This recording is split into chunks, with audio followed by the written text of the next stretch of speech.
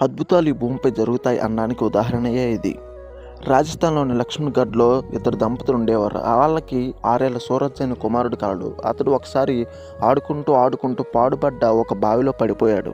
ఇది ఎవరు గమనించనందున ఎవరికీ తెలియలేదు. వారి తల్లిదండ్రులు చాలా వెతికారు. అప్పటికే 3 రోజులు అయిపోయింది, కానీ దొరకలేదు. అయితే ఒక గొర్రెల కాపరి గొర్రెలను తీసుకుని అటు వచ్చాడు. అయితే ఒక గొర్రె మేస్తూ ఆ బావిలో పడిపోయింది. అది చూసిన గొర్రెల కాపరి బోరుమని ఏడుస్తూ ఒక గజేతగాన్ని పిలిపించాడు. గొర్రెని తీసుకురావడానికి ఆ గజేతగాడు బావిలో దూకుగా అతనికి ఆ త్వరలోంచి కాపాడండి అని చిన్న గొంతుకు వినపడింది.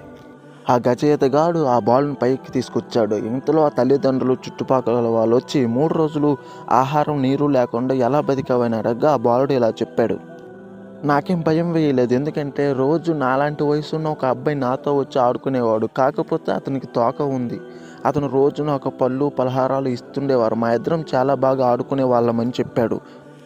నిజానికి ఆ పిల్లవాడి తల్లిదండ్రులు ఏ దేవుణ్ణి నమ్మేవారు కాదు. అయితే ఆ పిల్లవాడికి తినడానికి ఏమైనా ఇస్తే ఆ పిల్లవాడు రోజు ఆడుకుంటూ దగ్గరలోని ఆంజనేయ స్వామి దేవాలయానికి పోయి సగం ఆ ఆంజనేయ స్వామికి పెట్టి తను సగం తినేవాడు. ఏమిరా అట్లా పెడుతున్నావంటే అతను నా ఫ్రెండ్ అని చెప్పుకునేవాడు.